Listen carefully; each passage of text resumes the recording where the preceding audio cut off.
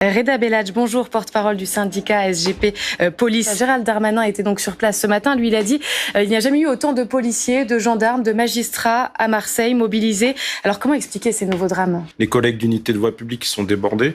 Déjà, je pense qu'un retour à la police de proximité, ce serait important de le prioriser. Parce que Pourquoi vous n'arrivez pas à l'appliquer ?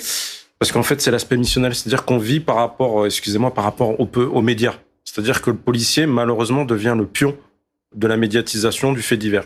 C'est-à-dire vous allez avoir des rodéos avec une chute, un jeune qui a foncé sur une personne âgée, on va nous dire faites du rodéo.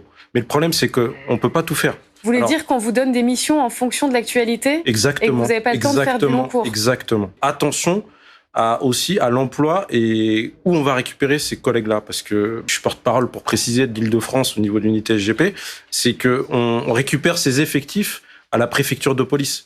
Et comme on a pu le constater vendredi dans nos rangs, pour le premier match de la Coupe du Monde de rugby, on a fait un rappel de l'ensemble des effectifs de la Petite Couronne et de Paris. Et là, il y a des échéances qui sont très importantes. Ça va être difficile pour nous d'assumer, comme je l'ai dit tout à l'heure, l'effet médiatique des faits divers et également les Jeux Olympiques et à plus court terme, bien évidemment, la Coupe du Monde actuellement. Ce n'est pas suffisant malgré les annonces qui se sont donc amoncelées, multipliées encore ce matin du ministre de l'Intérieur. On a eu quand même un signe fort de notre société et de beaucoup de quartiers en France.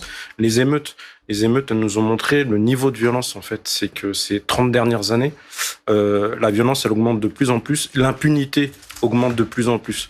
Donc, et ça, à n'importe quelle échelle de la délinquance. Donc, il n'y a pas 36 000 solutions, c'est renforcer les services d'investigation, police judiciaire spécialisés dans la lutte contre le trafic de stupéfiants et les unités de voie publique. On l'avait vu à Nîmes. À Nîmes, on avait mis la CRS 8. C'est très bien. Sur le court terme, c'est très bien. Mais il faut du long terme. Mais pris à tâche avec un chef de groupe stup qui m'a dit que lui, il fait ça justement pour aider les consommateurs. On n'a pas l'impression comme ça, mais c'était son propos était très intéressant. Mais il dit l'individu, il va être interpellé. Il va passer au tribunal. La justice va ordonner une injonction thérapeutique.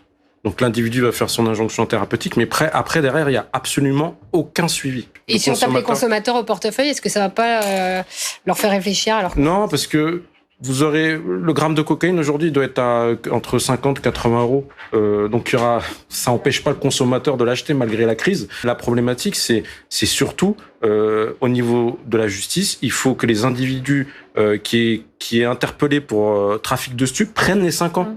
Si chaque individu qui fait du trafic de stupes, il prend ses 5 ans, ça va régler beaucoup de problèmes.